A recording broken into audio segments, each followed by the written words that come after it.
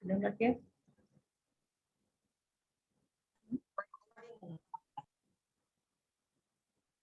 Selamat siang, selamat bergabung Bapak dan Ibu para peserta webinar dengan topik berhenti merokok apapun jenisnya.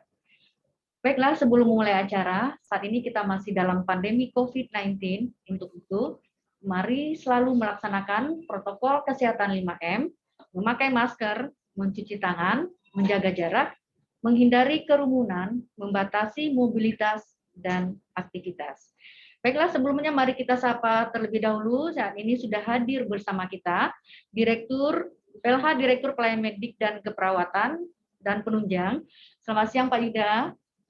Bagaimana kabarnya nih Pak Yuda? Baik. Baik, sehat ya Pak. Dan juga kita sapa juga narasumber kita juga sudah hadir bersama kita Dr. Feni. Selamat siang Dok. Gimana kabarnya nih Dr. Feni?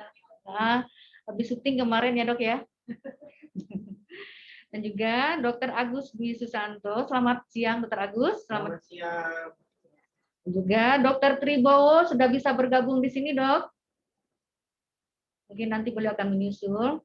Dan juga Dr. Erlang Samudro. Selamat siang Dr. Erlang.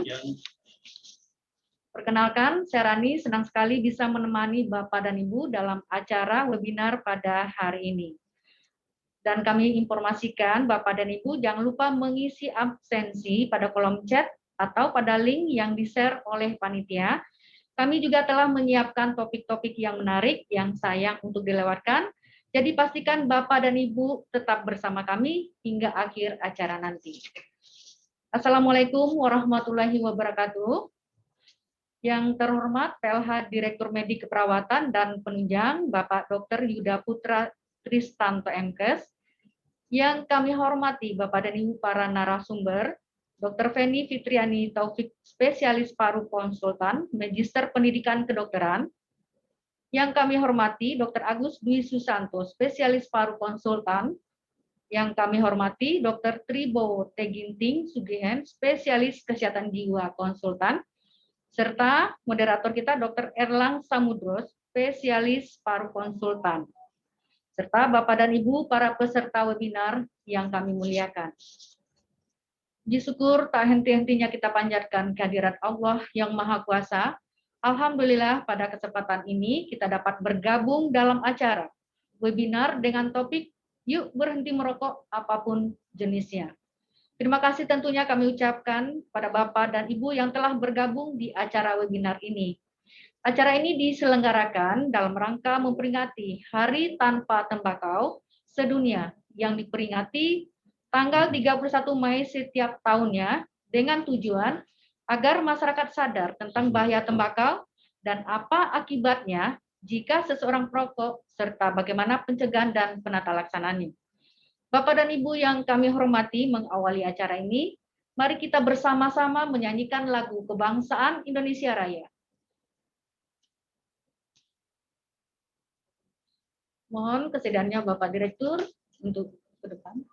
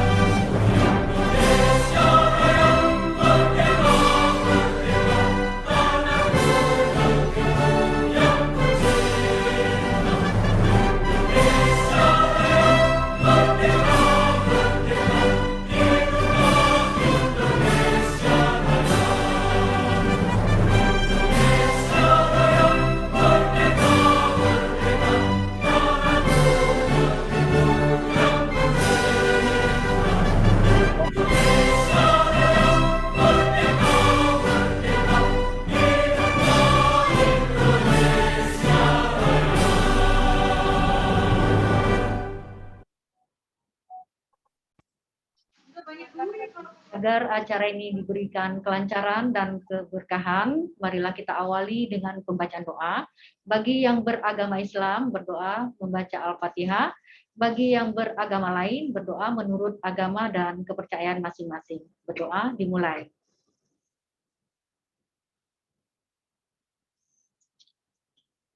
Berdoa selesai. Baiklah Bapak dan Ibu yang kami hormati, selanjutnya mari kita dengarkan sambutan arahan dari Direktur PLH Pelayanan Medik Keperawatan dan Penunjang yang terhormat Bapak Dr. Yuda Putra Tristanto MKes. Kami persilakan Pak. Assalamualaikum warahmatullahi wabarakatuh. Selamat siang, salam sejahtera bagi kita semua. Yang terhormat para peserta webinar, teman-teman panitia, terima kasih atas dilaksanakannya webinar ini. Workshop ini sebetulnya sudah rutin kita kerjakan di Rumah Sakit Umum Pusat Persahabatan. Kali ini kita melakukan suatu webinar tentang yuk kita berhenti merokok, apapun jenis rokoknya, dalam rangka Hari Tembakau Tanpa Tembakau Sedunia. Kita ketahui bahwa merokok baik langsung maupun tidak langsung mempunyai efek di badan kita. Semoga acara yang dilakukan pada hari ini oleh kami dari promosi kesehatan rumah sakit mendapat suatu pencerahan kepada Bapak Ibu sekalian, dan mudah-mudahan kita laksanakan dan mungkin kita melakukan suatu pendekatan tertentu yang baik kepada masyarakat untuk bisa berhenti merokok apapun itu jenis rokoknya. Silakan kepada narasumber, saya ucapkan terima kasih atas kesempatan dan berbagi ilmunya. Mudah-mudahan semuanya lancar dan kondisi kita dalam keadaan sehat walafiat meskipun dalam keadaan pandemi COVID-19. Wabillahi taufiq wal hidayah. Wassalamualaikum warahmatullahi wabarakatuh. Waalaikumsalam warahmatullahi wabarakatuh. Terima kasih Pak Direktur yang telah membuka acara webinar kita pada siang hari ini. Selanjutnya, acara webinar ini akan dipandu oleh moderator. Mohon izin saya perkenalkan moderator webinar hari ini, Dr. Erlang Samudro, spesialis paru konsultan, menempuh pendidikan S1 kedokteran di Fakultas Kedokteran Universitas Indonesia, lulus pada tahun 1999. Kemudian melanjutkan program dokter spesialis paru, Departemen Pulmonologi, Ilmu Kedokteran Respirasi di Fakultas Kedokteran Universitas Indonesia, lulus pada tahun 2013. Selain aktif di berbagai organisasi, saat ini beliau menjabat sebagai Kepala Bidang Pelayanan Medik dan KSM Paru Rumah Sakit Umum Pusat Persahabatan. Dr. Erlang, kami persilakan, Dok. Ya. Assalamualaikum warahmatullahi wabarakatuh. Pada siang hari ini yang berbagi ini kita akan berdiskusikan tentang kegiatan berhenti merokok ya. Jadi dalam rangka hari bebas tembakau ya, hari bebas tembakau tanggal 1 Mei nanti kita ada acara tentang program berhenti merokok. Dan sudah hadir bersama kita ini Dr. Penny Fitriani dan Dr. Agus. Untuk mempersingkat waktu, mungkin kita bisa mulai acara pada siang hari ini. Presentasi yang pertama adalah dari Dr. Penny. Silakan Dr. Penny.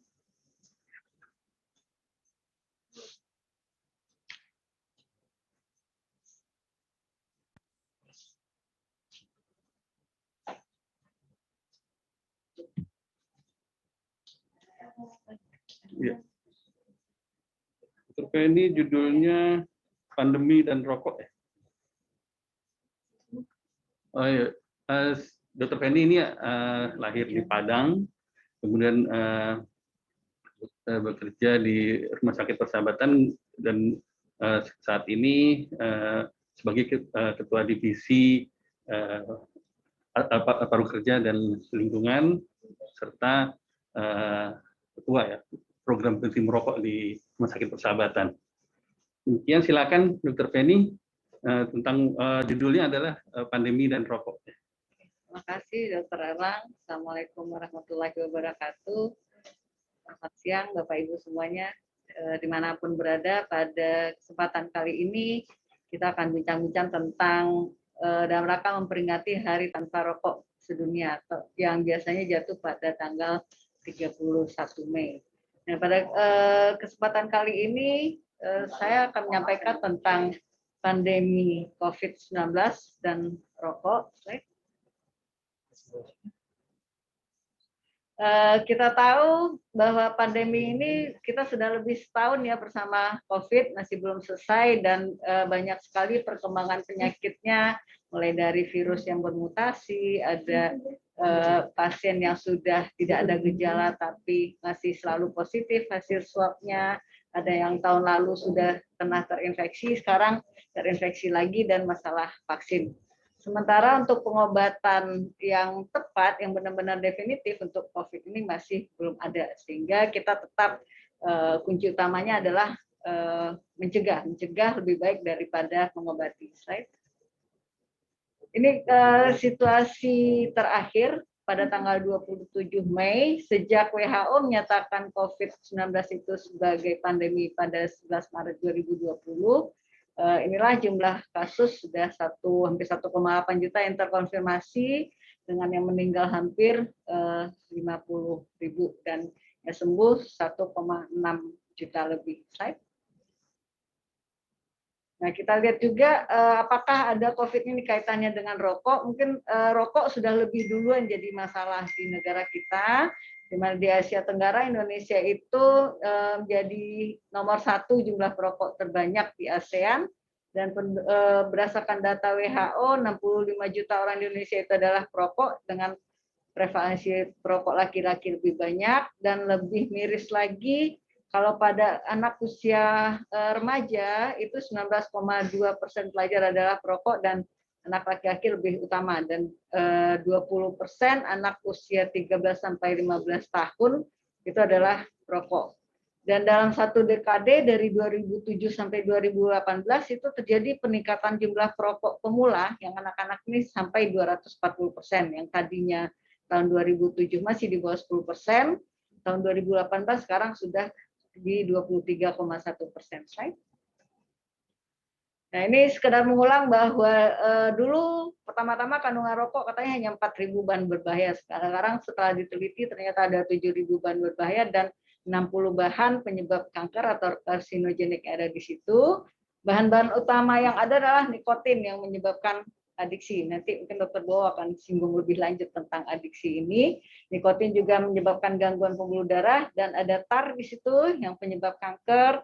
Ada gas karbon monoksida yang sifatnya toksik, dapat memikat hemoglobin 300 kali lebih kuat daripada oksigen, sehingga orang yang merokok itu akan kekurangan oksigen secara terus-menerus, sedikit demi sedikit, tapi dalam jangka waktu yang lama, sehingga akan menyebabkan penyakit yang berhubungan dengan gangguan pembuluh darah. Kemudian banyak lagi bahan berbahaya, ada bahan radikal, bahan oksidatif yang bisa meningkatkan risiko peradangan kronik dan infeksi. Slide. Nah, kembali kita lihat ini COVID. Rasanya setahun ini kita sudah banyak belajar, bergaul, dan mungkin orang-orang di sekitar kita juga terkena COVID-19. Ini adalah suatu virus yang disebabkan oleh SARS-CoV-2 atau SARS-CoV-2 yang dapat menyebabkan pneumonia, dan COVID-19 itu adalah nama penyakit yang disebabkannya. Slide. Apa itu pneumonia? Pneumonia itu adalah radang paru yang bisa disebabkan oleh berbagai hal, bisa oleh mikroorganisme, bisa oleh virus, bisa oleh jamur, dan coronavirus itu adalah salah satu penyebab pneumonia, dan yang bisa terkena biasanya semua usia, terbanyak pada balita dan lanjut usia. Slide. Nah, bagaimana masuknya virus penyebab COVID ini ke dalam tubuh? Masuknya pasti biasa lewat saluran napas atas, dia memperbanyak diri di saluran napas atas dan kemudian menyebar ke seluruh tubuh. Nah, diketahui dari penelitian bahwa bagian dari virus ini yang namanya protein S itu berikatan dengan reseptor di tubuh manusia atau di sel host, yaitu angiotensin converting enzim 2 atau S2, yang tidak hanya terdapat di saluran napas, di paru, tapi juga terdapat di usus, di ginjal, pembuluh darah. Nah, sehingga kenapa juga yang mengalami COVID-19 itu gejalanya bukan hanya di pernapasan, tapi juga bisa di seluruh tubuh. Kemudian virus ini akan melakukan translasi replikasi gen dan replikasi dan transkripsi, memperbanyak diri sehingga dia makin banyak di dalam tubuh orang yang terinfeksi. Slide. Nah, mengingatkan sedikit bahwa sebagian besar orang yang terinfeksi COVID-19 itu masuk ke gejala ringan atau sedang, sementara yang berat atau kritis itu sekitar 20%. Nah, ini yang selalu jadi tantangan buat tenaga kesehatan, bukan hanya tenaga kesehatan, tapi mungkin keluarga dan pasien-pasien lainnya, bagaimana supaya jangan sampai jatuh ke derajat keparahan yang berat ataupun kritis. Slide. Ini gejala-gejalanya, jadi kalau yang ringan itu biasanya tidak terlalu khas, ada demam, ada batuk-batuk, bisa mual muntah, dan sangat tidak khas, mungkin bisa ditangani dengan multivitamin, tidak perlu dirawat, tapi harus hati-hati, harus mengenal mana gejala yang sudah mengarah ke gejala berat. Jadi untuk Bapak Ibu sekalian, kalau misalnya terkonfirmasi COVID, kemudian yang tadinya isolasi mandiri, tapi gejalanya tidak kunjung membaik, napasnya makin cepat, kalau punya alat saturasi oksigen, saturasinya sudah di bawah 95 atau 93, itu artinya sudah masuk ke klinis pneumonia yang berat, dan itu harus segera dibawa ke rumah sakit atau fasilitas kesehatan terdekat. Lanjut, slide. Nah, tadi dikatakan di awal bahwa virus SARS-CoV-2 ini dia menempel dengan reseptor S2. Nah, S2 ini adalah protein yang normalnya memang ada di dalam tubuh kita, ada di saluran napas, di paru, di jantung, ginjal, dan saluran cerna. Dan kalau di paru diteliti lebih lanjut, dia ada di dalam alveoli, itu gelembung udara yang ada di paru, di sel pneumosit tipe 2 namanya. Dan ternyata orang yang merokok itu jumlah reseptor S2-nya jadi lebih banyak, itu berdasarkan hasil penelitian. Slide. Nah, buktinya ada, ini hasil penelitian dari jaringan paru orang yang merokok yang sudah terkena PPOK yang diberi warna khusus untuk melihat reseptor angiotensin converting enzyme 2 ini. Kalau Bapak Ibu bisa lihat itu yang ada warna coklat-coklat yang dekat panah hitam. Nah, kita lihat kalau di atas, yang atas itu kanan kiri, paling atas itu adalah jaringan yang diambil dari perokok aktif dan sudah terkena PPOK. Kita bisa lihat di situ coklat-coklatnya lebih banyak, itu menunjukkan bahwa reseptor S2-nya juga lebih banyak. Dan kalau di tengah itu gambaran dari perokok dengan fungsi paru yang normal. Bedanya gambar atas dan tengah, kalau yang mereka sama-sama perokok, tapi yang di atas itu sudah terkena PPOK dan yang di tengah itu merokok tapi fungsi parunya masih normal. Sama-sama kita lihat di situ reseptor S2-nya juga terlihat lebih banyak, ada pewarnaan yang coklat, yang dekat panah hitam, itu adalah reseptornya. Sementara yang paling bawah itu adalah jaring paru orang yang normal yang tidak merokok. Di sini tidak terlihat ada yang menangkap warna untuk S2. Jadi beda dengan gambar di atas dan di tengah yang terlihat gambar coklat, di bawah itu tidak ada sama sekali. Tidak terlihat bahwa S2-nya yang banyak, mungkin ada tapi tidak sebanyak yang di perokok aktif dan perokok dengan fungsi paru normal. Sehingga dari penelitian ini terbukti bahwa ada ekspresi S2 atau ada reseptor S2 itu yang lebih banyak pada perokok dan penderita PPOK. Nah, jadi dengan fenomena ada virus penyebab COVID, virusnya itu menempel lewat protein S-nya, ada S2. Jadi dengan banyaknya reseptor S2 pada perokok dibandingkan yang bukan perokok, sehingga protein S-nya lebih mudah berikatan dengan reseptor S2, sehingga orang yang merokok itu lebih rentan untuk terinfeksi dengan virus SARS-CoV-2. Sehingga yang merokok pun kalau tempat nempelnya lebih banyak, virusnya masuk juga akan lebih banyak, tentu yang merokok lebih berisiko untuk mengalami gejala COVID yang berat dan risiko kematiannya juga lebih besar. Slide. Nah, ini contoh kasus pasien COVID dengan jarak kurang lebih 3 atau 4 hari, yang tadinya di sebelah kiri itu masih sedikit putih-putihnya, dan yang di sebelah kanan langsung banyak inilah gambaran paru pada penderita COVID, sehingga kalau gambaran putih lebih banyak tentu juga keluhan respirasi, gejalanya juga akan lebih berat sehingga bisa berakibat fatal. Slide. Nah, tadi kita katakan apakah hanya reseptor ACE2 yang menyebabkan orang yang merokok bisa berisiko terkena COVID? Nah, kita tahu COVID berkaitan dengan adiksi. Orang yang merokok pasti juga sudah melakukan kebiasaannya merokoknya bertahun-tahun, sehingga akan timbul gangguan imunitas, terutama di saluran napas dan paru akibat asap rokok. Kemudian tadi dikatakan juga di awal bahwa merokok itu meningkatkan jumlah reseptor ACE2.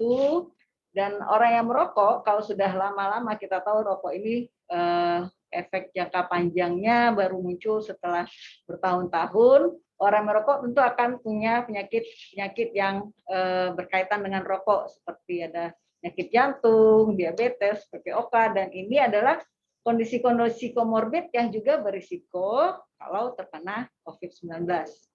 Dan yang terakhir, orang yang merokok tentu tidak rokoknya pindah-pindah dari tangan ke mulut, kemudian mulutnya memegang hidung atau bagian tubuh yang lain, dan seringkali merokok nggak sering-sering cuci tangan, itu tentu akan berisiko juga terjadinya transmisi virus ke dalam tubuh. Lanjut. Nah, tadi disampaikan bahwa kita tahu rokok saja sudah merusak sistem imun, dan di penelitian didapatkan bahwa orang yang merokok itu 2 kali lebih mudah tertular penyakit influenza yang biasa. Dan ada satu fenomena juga pada pandemi COVID-19 ini, karena stres dan perburukan kesehatan mental, perlu hati-hati juga yang tadinya sudah berhasil berhenti. Nanti mungkin karena stres, karena nggak nyaman, malah cari jalan pintas kembali merokok untuk mendapatkan rasa nyaman yang semu, sehingga ada yang tadi sudah berhenti malah bisa kambuh merokok lagi. Slide. Nah, ini hubungan rokok dengan COVID. Jadi ini memang hasil penelitian bahwa orang yang merokok itu bisa terkena risiko COVID bisa 2 sampai 2 kali lipat lebih, bahkan di penelitian lain angkanya bisa lebih besar, ada yang sampai mendapatkan 5 kali lipat risiko lebih besar untuk terkena COVID-19 pada orang yang merokok. Lanjut. Nah, ini penelitian dengan jumlah subjek yang hampir 9.000 orang ya. Ternyata dari sejumlah orang tersebut 9,7% mengalami sakit dan 5,5%-nya memiliki riwayat merokok. Dan dari penelitian ini dapatkan bahwa gejala COVID yang berat ditemukan lebih banyak pada pasien dengan riwayat merokok dibandingkan yang bukan merokok. Itu angkanya hampir 2 kali lipat. Slide. Nah, jadi tentang komorbid. Orang yang sudah merokok bertahun-tahun pasti ada gangguan di sistem tubuhnya. Ini sejumlah komorbid yang ada, pasti mengenai jantung, kalau tidak hipertensi, jantung koroner, di pernapasan bisa PPOK atau asma, diabetes, gagal ginjal, dan sebagainya. Kalau kanker sudah jelas, 60% penderita kanker itu biasanya berhubungan dengan kebiasaan merokok. Nah, dikaitkan dengan COVID-19, tentu risiko infeksinya lebih berat, dan risiko kematiannya juga jauh lebih berat, karena kita tahu pasien-pasien dengan komorbid apabila terkena COVID itu seringkali jatuh ke kondisi yang lebih fatal. Slide. Nah, ini data di Rumah Sakit Persahabatan sampai April 2020 tahun lalu. Dari sekian pasien, 386 pasien, hampir 63% pasien itu adalah dengan komorbid. Jadi yang sampai ke rumah sakit dan jatuh dengan kondisi berat adalah pasien-pasien yang memerlukan perawatan, adalah pasien-pasien dengan komorbid. Komorbid tadi sebagian besar kita lihat itu berhubungan dengan kebiasaan merokok. Slide. Nah, kemudian tadi dikatakan bahwa kontak dari tangan ke mulut berulang kali itu menjadi jalan masuknya virus COVID-19. Bagaimana dengan vaping dan sisa yang nanti akan disampaikan oleh Dr. Agus? Orang pakai vaping, sisa pasti tangannya nggak diem. pasti ada bergerak juga dari tangan ke mulut, ke hidung dan sebagainya, tentu risikonya juga sama. Tadi sudah disampaikan bahwa merokok jumlah reseptor S2-nya juga makin banyak sehingga menyediakan tempat untuk virus masuk juga lebih banyak. Dan di suatu penelitian intinya pasien yang merokok itu ini 14 kali lebih mudah terkena pneumonia, radang paru daripada orang yang bukan perokok. Dan orang yang mempunyai komorbid biasanya gejala COVID-nya jauh lebih berat dan risiko kematiannya juga lebih tinggi. Ini didukung dari penelitian dari 1.000 pasien dengan COVID-19, dari 12,4 perokok itu rata-rata berakhir dengan kondisi yang akhirnya meninggal dunia, dirawat di ICU atau harus dirawat dengan ventilasi mekanis. Sehingga salah satu cara kita untuk mencegah COVID ini adalah orang yang merokok dapat melindungi dirinya dari COVID-19 dengan cara berhenti merokok sekarang juga. Nah, bagaimana kalau tadi diceritakan itu di Indonesia pun sudah ada penelitiannya, jadi kita tidak hanya bicara bagaimana di luar. Di Rumah Sakit Saiful Anwar Malang, penelitian terhadap 77 pasien, itu didapatkan bahwa hampir 60% jatuh pada kondisi yang berat pada pasien yang rokok ini. Yang meninggalnya hampir sepertiganya, sehingga didapatkan bahwa riwayat merokok berkaitan dengan derajat keparahan penyakit dan angka kematian yang bermakna. Slide. Nah, ini penelitian di luar negeri memakai kuesioner. Dari 11% respondennya adalah perokok, sepertiga dari responden yang merokok ini merasakan tidak sehat, yang perokok aktifnya 14% mengalami gejala demam terus-menerus, artinya gejalanya lebih terasa, lebih berat daripada bukan perokok. 29% menyatakan gejala yang lebih berat, dan pasien perokok dengan COVID-19 itu 2 kali lipat lebih sering harus datang ke rumah sakit karena keluhannya dan kadang memerlukan perawatan. Nah, bagaimana dengan rokok elektronik? Kan ada fenomena takut memakai rokok konvensional tapi diganti dengan rokok yang lain. Nanti Dr. Agus akan sampaikan lebih lanjut bahwa menggunakan rokok elektronik, heat-not-burn tobacco product atau sisa itu tidak lebih aman karena produk-produk tersebut masih mengandung tembakau, ada uap air dan asap yang menyebabkan kerusakan paru yang juga terlihat pada perokok tradisional. Nah, sehingga tadi kita himbau berhenti merokok adalah salah satu cara untuk kita tetap sehat dalam menghadapi pandemi ini. Artinya tanamkan niat caranya, tanamkan niat untuk berhenti, tentukan tanggal berhenti merokok sesegera mungkin, jangan lebih dari 2 minggu atau jangan lebih dari 1 bulan. Cara berhenti itu bisa dengan langsung berhenti, mengurangi bertahap atau waktu merokoknya yang ditunda.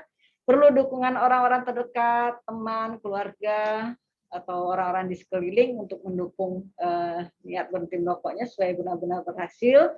Dan kalau belum bisa, dapat meminta bantuan tenaga kesehatan terlatih.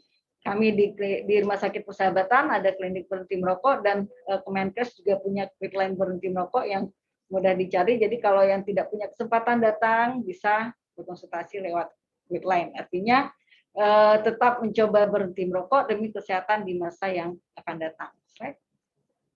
Jadi sebagai kesimpulan, kita tahu bahwa rokok sudah disepakati pasti menurunkan fungsi imun tubuh, terutama fungsi pertahanan saluran napas dan paru. Merokok akan meningkatkan risiko terkena berbagai penyakit akibat rokok dan infeksi paru yang berat, dan merokok meningkatkan risiko terinfeksi COVID-19. Risiko infeksi COVID-nya bisa jadi lebih berat dan risiko kematian juga lebih tinggi. Slide. Dan tadi juga sudah disampaikan bahwa caranya kenapa rokok bisa meningkatkan risiko terinfeksi COVID, karena satu, sistem imunitas tubuh terganggu, reseptor S2-nya jadi makin banyak, rokok menyebabkan komorbid, dan aktivitas merokok itu meningkatkan transmisi virus ke dalam tubuh melalui tangan yang sering memegang area mulut saat merokok. Sehingga dalam memperingati Hari Tanpa Tembakau Sedunia ini, berhenti merokok adalah sebagai salah satu cara kita dalam menghadapi pandemi COVID-19. Terima kasih. Jadi dalam rangka Hari Tanpa Tembakau Sedunia, topiknya sekarang Commit to Quit atau kita angkat sebagai berhenti merokok apapun jenisnya oleh dua narasumber nanti akan disampaikan lebih lanjut. Sekian dari saya. Terima kasih. Assalamualaikum warahmatullahi wabarakatuh. Oke, terima kasih Dr. Feni atas pemaparannya. Untuk pertanyaan silakan tulis di kolom chat. Nanti setelah selesai acara presentasi dari ketiga narasumber, nanti akan kita bacakan untuk pertanyaan-pertanyaannya. Oke.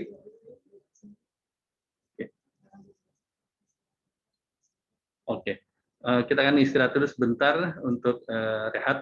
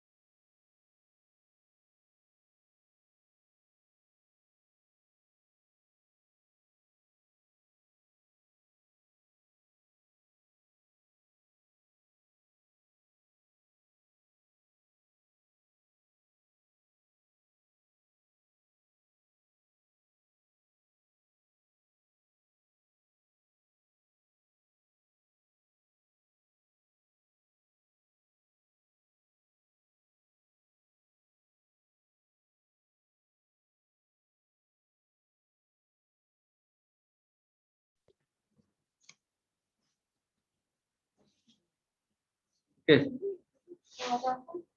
Ya. Sudah mulai? Ya. Baik, kita mulai lagi acara pada siang hari ini program berhenti merokok dalam rangka World Tobacco Day, Jadi hari berhenti merokok atau tanpa tembakau 21 Mei. Selanjutnya presentasi dari Dr. Agus Wisanto. Dr. Agus ini adalah kepala ya Departemen Pulmonologi dan Kedokteran Respirasi Universitas Indonesia dan Rumah Sakit Persahabatan.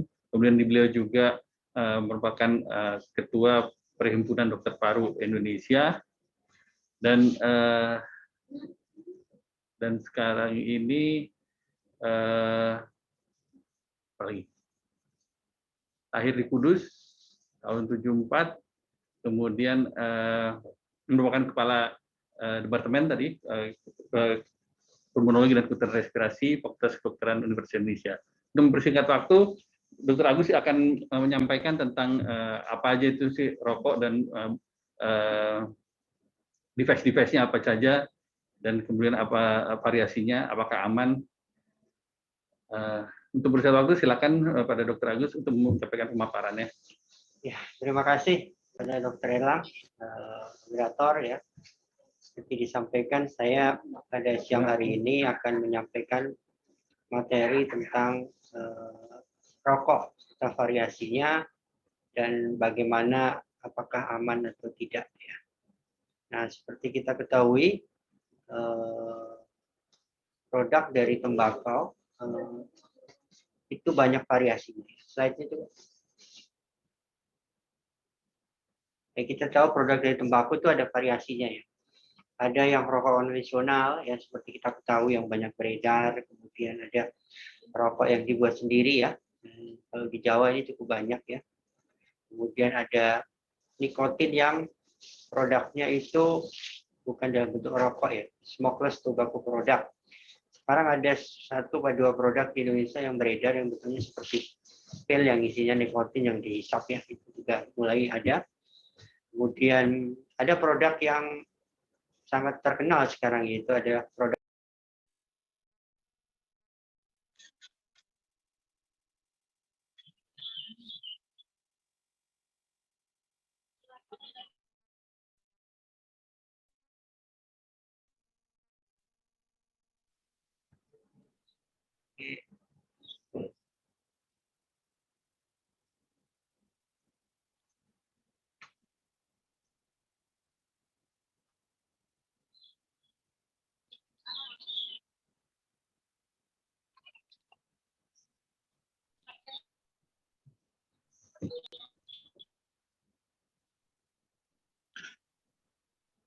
ya, kita akan lanjut, tadi sempat terputus bentar. Jadi ada berbagai jenis variasi rokok ya.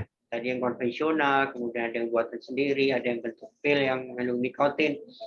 Kemudian yang paling terkenal sekarang ini adalah dalam bentuk rokok elektronik, kemudian ada sisa ya, kemudian yang terbaru adalah dalam bentuk heat not burn device ya, atau HNB produk. Yang nanti akan saya detailkan satu persatu daripada produk tersebut. Slide.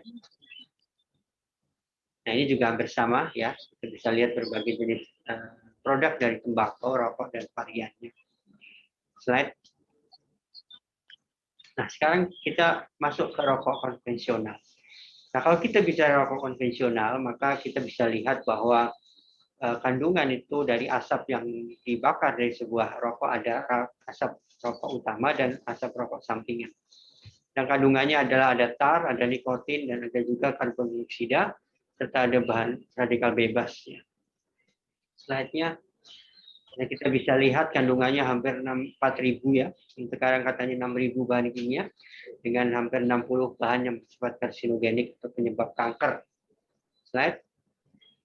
Nah, ini beberapa dampak kalau secara singkat dari kandungannya adalah nikotin sudah kita ketahui menyebabkan adiksi, tapi juga menyebabkan terjadinya gangguan pembuluh darah.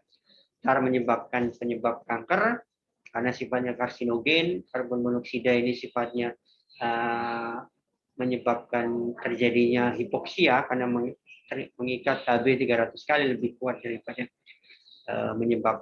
daripada mengikat oksigen ya. Kemudian bebas atau oksidatif ini akan menyebabkan peradangan kronik. Ya, slide.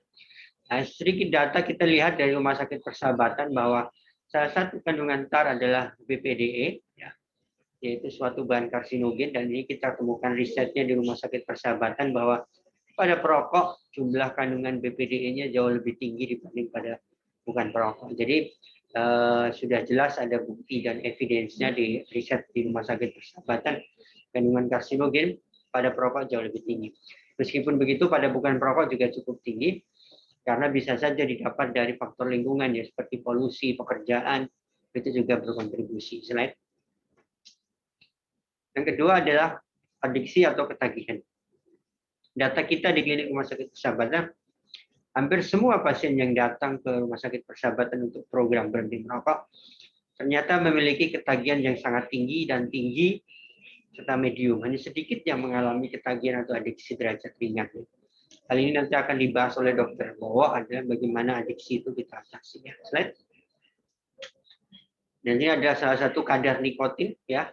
Kita bisa lihat ini juga riset di Persahabatan bahwa kadar nikotin yang kita ukur dari kontinen urin pada seorang perokok aktif itu sekitar 223,5. Itu tinggi sekali ya dibanding pada yang bukan perokok ya. Karena kalau bukan perokok itu rendah sekali di bawah 100. Slide.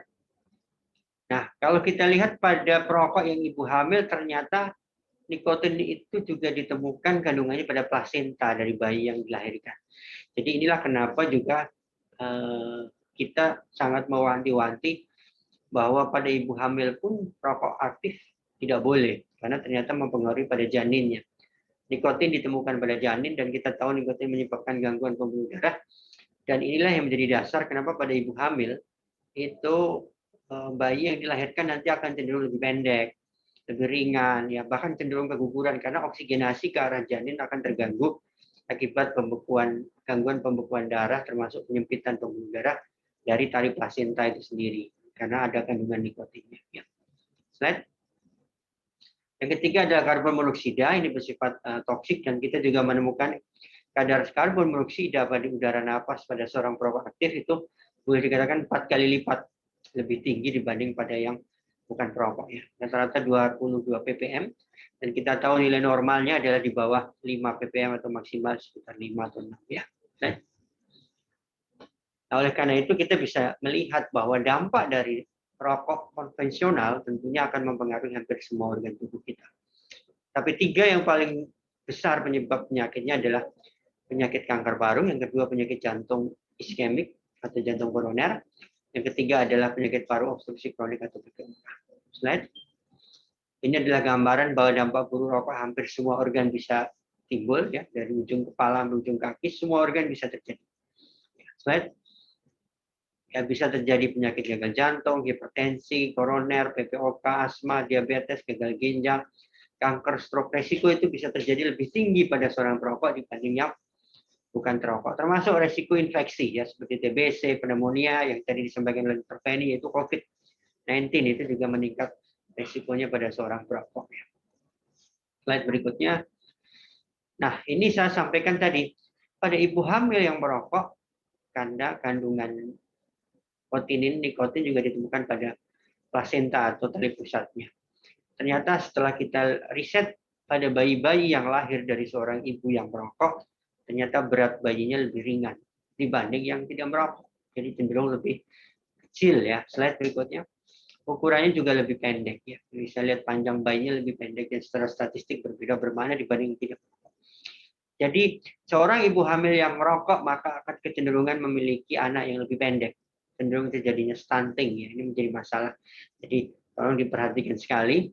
Bahkan risiko keguguran juga lebih tinggi. Slide. Dampak rokok pada paru ini cukup banyak kita temukan di rumah sakit persahabatan seperti asma, PPOK, kanker paru, TBC, ISPA, pneumonia, dan juga penurunan fungsi paru. Slide. Bagaimana dengan perokok pasif? Tidak jauh berbeda ya. Bahwa rokok pasif dikeluarkan dari asap rokok sampingan juga mempengaruhi orang-orang di sekitar kita, terutama yang kontak erat yang hampir tiap hari bertemu. Ya. Slide. Jadi hampir semua penyakit juga bisa terjadi pada anak-anak dan juga dewasa. Asma, PPOK, kanker, ya ISPA, pneumonia, TBC juga bisa terjadi. Bahkan di luar paru ya, penyakit jantung vaskuler, kemudian stroke, risikonya juga bisa terjadi. Bahkan kanker di luar paru juga mungkin terjadi pada orang-orang yang menjalani perokok pasif. Slide.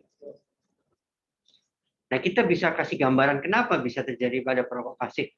Secara teori gambarannya karena itu akan masuk ke dalam tubuh orang-orang sekitar yang menghirupnya. Dan kita buktikan dengan hasil riset di Rumah Sakit Persahabatan bahwa ternyata kandungan dari nikotin urin yang dites dari orang-orang yang perokok pasif di rumahnya, kadar dari nikotin urin ini hampir 4 kali lipat dibanding ibu-ibu yang tidak terpajang asap rokok di rumah. Slide. Begitu pula pada anak-anak ya. Hampir sekitar 5 kali lipat, 4 sampai 5 kali lipatnya. Slide. Yang berikutnya adalah masalah rokok cerutu juga tidak jauh berbeda ya, bisa meningkatkan resiko terjadinya ketagihan, kemudian kanker ya, masalah di mulut, penyakit jantung ya. Termasuk juga disfungsi ereksi. Slide. pada rokok pipa, ya bentuknya pipa ini juga sama, terjadinya adiksi, kanker, penyakit jantung, stroke, PPOK juga terjadi. Ya. Rokok sisa, ya ini salah satu juga gaya hidup orang-orang perkotaan. Bagaimana menghirup tembakau yang menggunakan suatu selang pipa, namanya sisa, tapi juga bisa hookah, atau sesa, atau goza. Ya.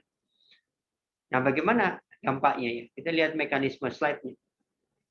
Kita bisa lihat ini adalah mekanisme kerjanya, bagaimana sisa itu bekerja, ya. Tembakau yang diletakkan di bagian paling atas dalam bentuk padat, kemudian dipanaskan, kemudian melewati media cairan, akhirnya dihisap melalui selang-selang pipa. Ya.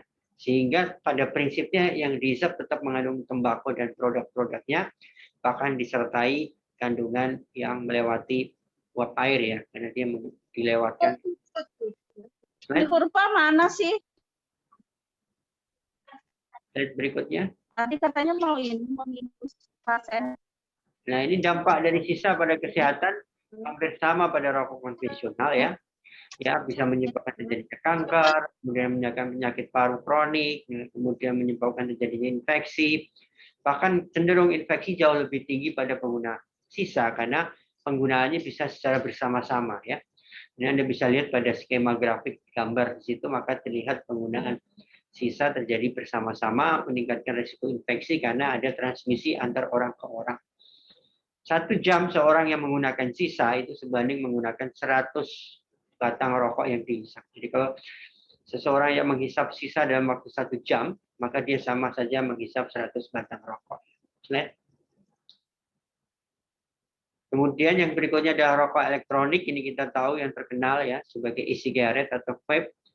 Ini adalah konsepnya nikotin dalam bentuk cairan yang dipanaskan, kemudian kita menghirup uapnya. Itu bukan asap tapi uap, ya. Slide.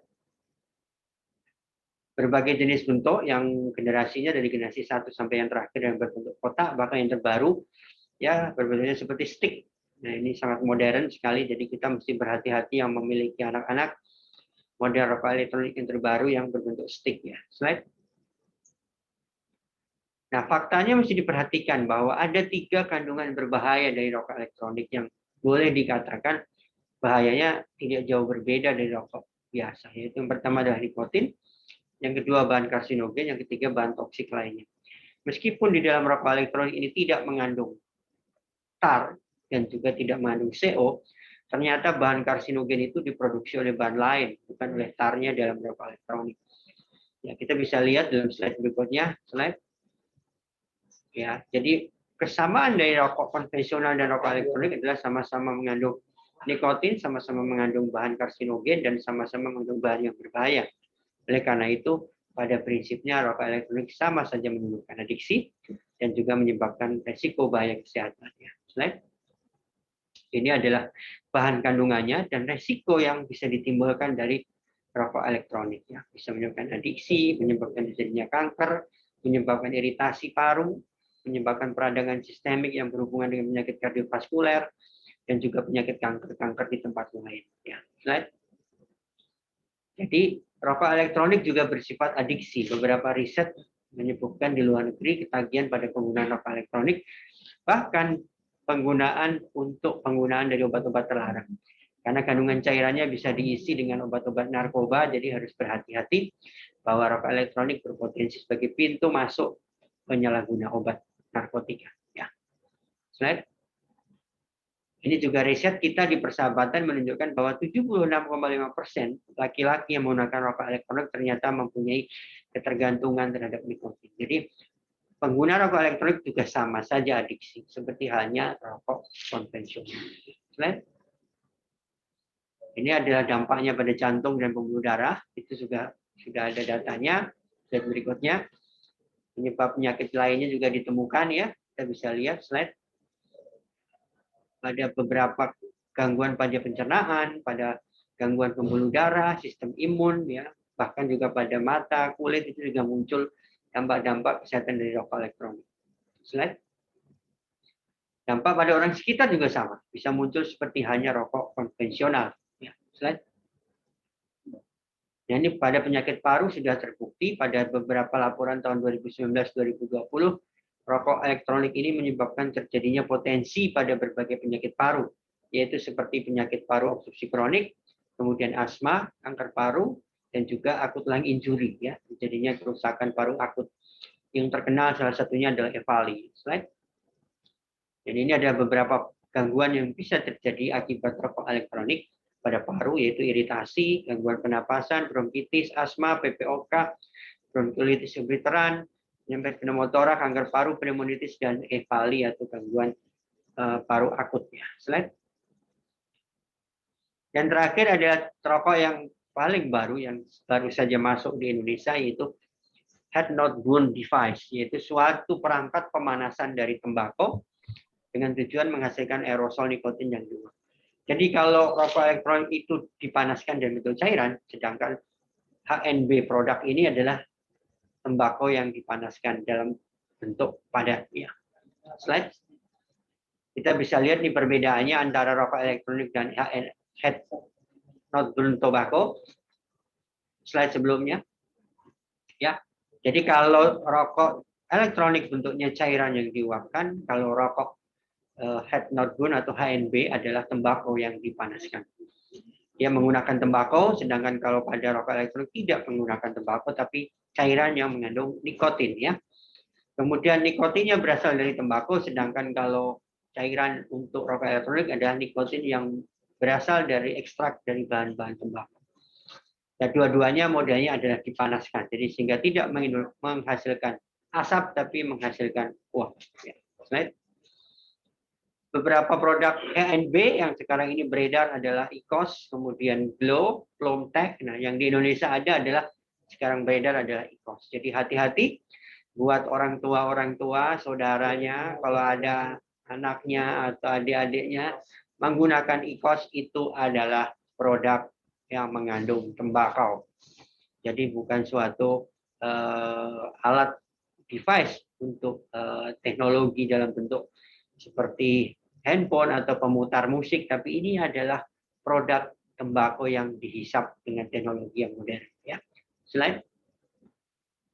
Detail produk HNB ini kita bisa lihat bentuknya tembakau padat, kemudian ditempelkan pada device-nya, kemudian dipanaskan, kemudian dihisap. Ya. Slide. Slide. Dan kita bisa lihat dampaknya dari produk ini dan beberapa riset yang ada, ternyata juga mengandung karsinogen, yaitu menyebabkan kanker. Terus produk lain menyebabkan terjadinya gangguan pada sistem reproduksi, gangguan imunitas, masalah di paru, ginjal, liver, kardiovaskuler, sehingga hampir semua organ juga terkena dampak dari HNB ini. Meskipun diklaim oleh produknya lebih aman dari rokok konvensional, tetapi secara prinsip kandungan-kandungan berbahayanya itu ada. Terakhir slide, terima kasih. Kesimpulannya tentu merokok jenis apapun tetap berbahaya karena menimbulkan adiksi dan berbagai resiko penyakit pada tubuh kita, termasuk pada orang sekitarnya. Oleh karena itu, berhenti merokok menjadi hal yang wajib dilakukan apapun bentuk dan jenis dari rokok tersebut. Terima kasih. Saya tutup. Wassalamualaikum warahmatullahi wabarakatuh. Selamat Hari Tembakau Dunia 2021. Dari berhenti, bukan diganti. Terima kasih. Terima kasih Dr. Agus. Sudah kita dengarkan tadi bahwa banyak sekali ya tadi ya jenis-jenis rokok. Salah satunya adalah tadi heat not burn dan rokok dari rokok elektrik. Untuk selanjutnya, terima kasih Dr. Agus. Untuk presentasi selanjutnya kita lanjut ke pembicara selanjutnya, Dr. Tribowo.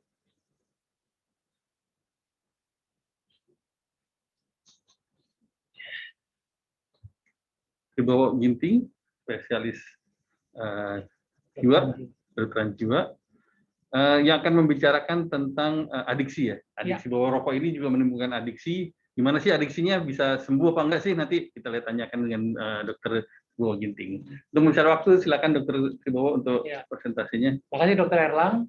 Selamat siang teman-teman semua. Hari ini kita membicarakan tentang rokok lebih detail dan topik saya hari ini adalah adiksi nikotin. Bisakah berhenti? Ya, kita lihat. Oke, slide. Ya, ini mungkin sudah dibahas juga oleh pembicara sebelumnya bahwa adiksi nikotin itu adalah suatu penyakit yang kronis. Ya, kenapa kita akhirnya berpikir bahwa rokok itu menyebabkan adiksi? Ya, disebabkan karena ada nikotin yang terkandung dalam tembakau yang dihisap atau yang dibakar. Dan kita melihat bahwa nikotin ini menjadi penyebab utama minimal 20 penyakit dan akhirnya menimbulkan suatu masalah, impairment dan juga distress dalam kehidupan. Lanjut. Ya. Kita lihat nikotin nih. Jadi nikotin ini kalau kita lihat kenapa bisa menyebabkan adiksi atau ketergantungan, karena ada 4 hal. Ya, ada faktor biologinya, ada faktor perilaku, psikologis dan juga sosial. Jadi kalau kita lihat ketergantungan itu tidak hanya karena faktor zatnya saja, tetapi juga karena faktor-faktor lain, yaitu faktor perilaku, psikologis dan juga sosial. Lanjut. Nah, apa faktor psikologis yang menyebabkan seorang ketergantungan? Ya, jadi nikotin sendiri menyebabkan ketergantungan, tetapi juga dipengaruhi oleh faktor-faktor lain seperti ingin tahu, ingin mencoba, senang hal-hal yang mengundang risiko, ada masalah melawan otoritas, ya misalnya pada remaja dilarang begini, dilarang begitu, akhirnya dia berusaha untuk melarikan diri dari problematikanya, otoritas keluarganya, dan akhirnya mencari rokok atau nikotin. Terus kemudian tidak nyaman, tidak aman, dan merasa kurang kasih sayang, menganggap diri negatif, itu akhirnya menyebabkan ketergantungan juga.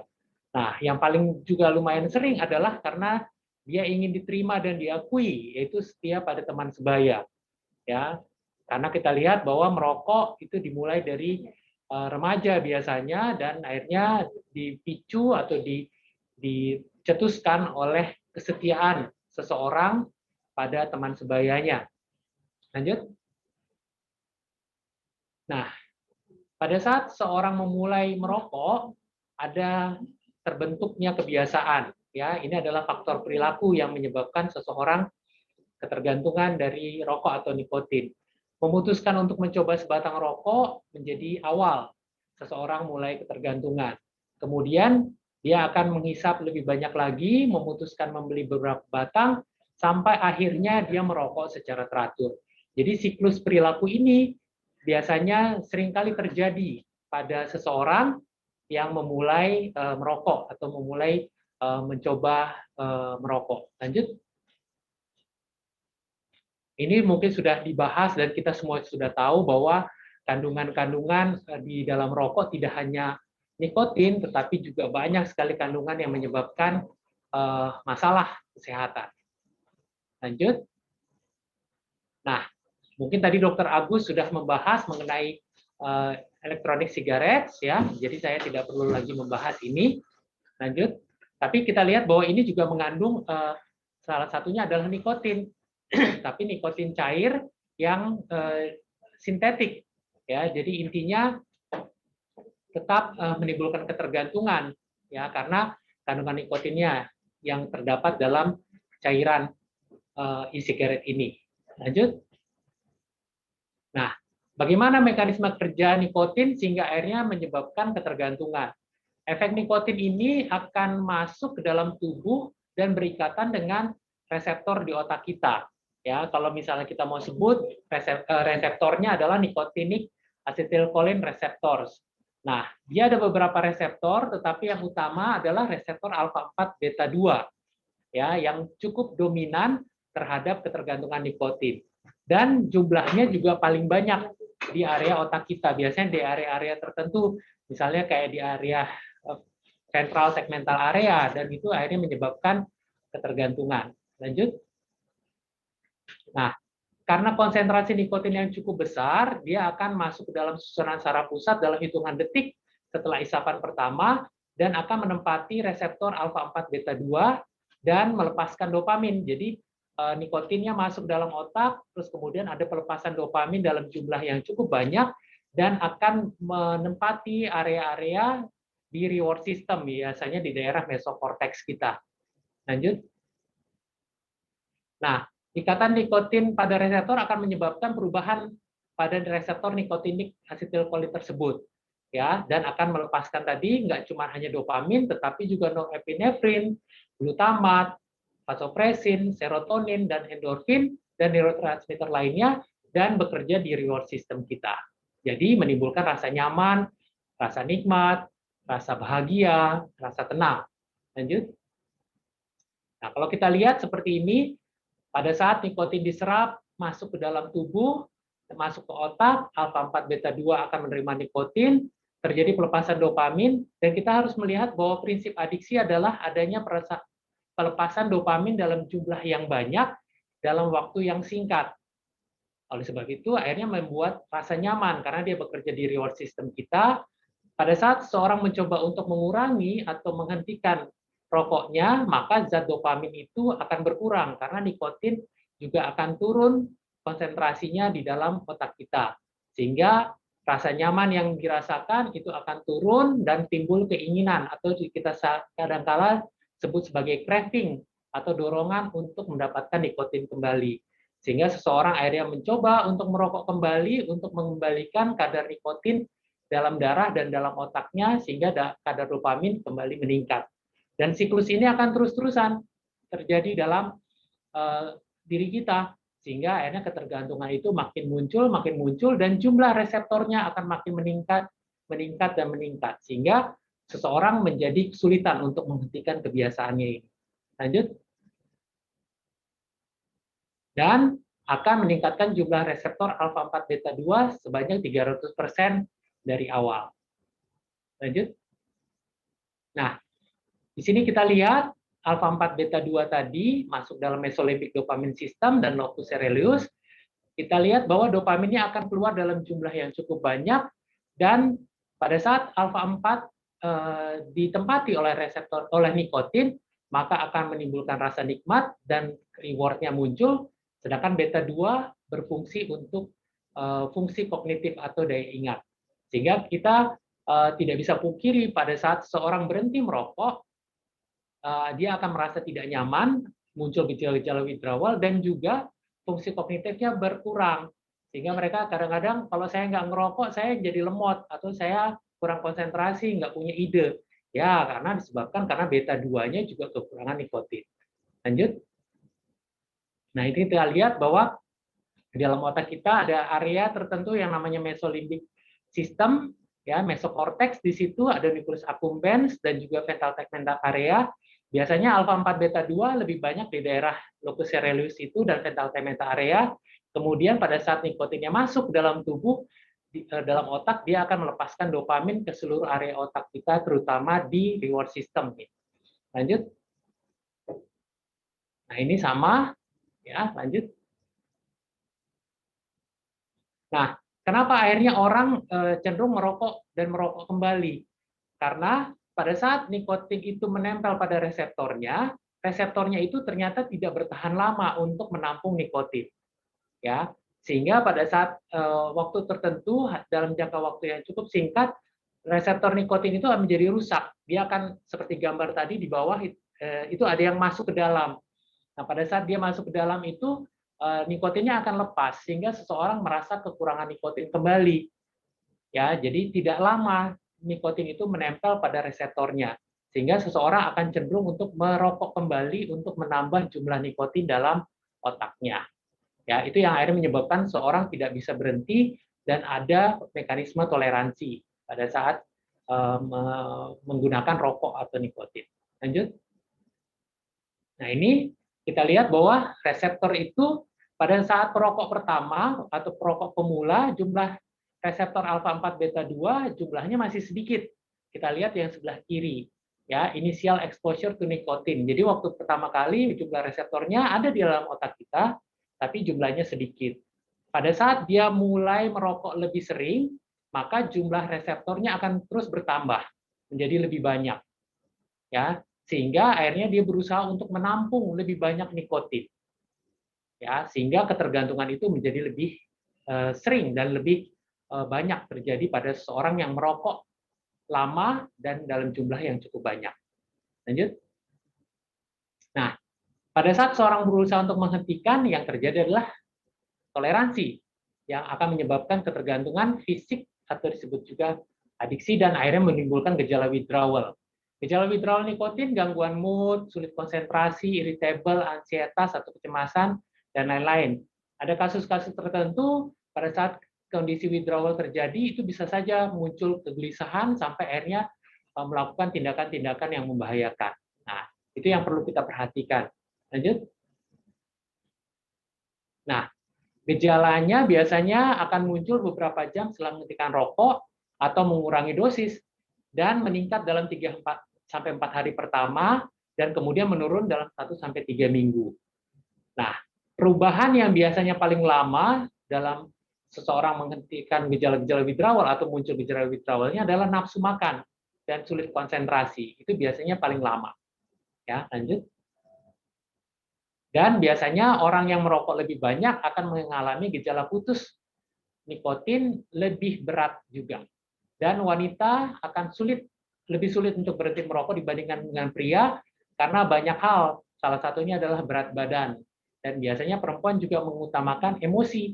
Ya, sehingga pada saat dia merasakan tidak nyaman, itu yang akhirnya membuat dia lebih reaktif saat dia menggunakan rokok. Ya, jadi dia langsung buru-buru menggunakan rokok untuk mengatasi rasa tidak nyamannya itu. Lanjut. Nah, ini yang tadi gejala-gejala putus rokoknya seperti apa aja, yaitu ketagihan, craving, mudah tersinggung, cemas, gelisah, sampai akhirnya muncul nafsu makan yang kompulsif, gangguan pencernaan, berkeringat, dan lainnya.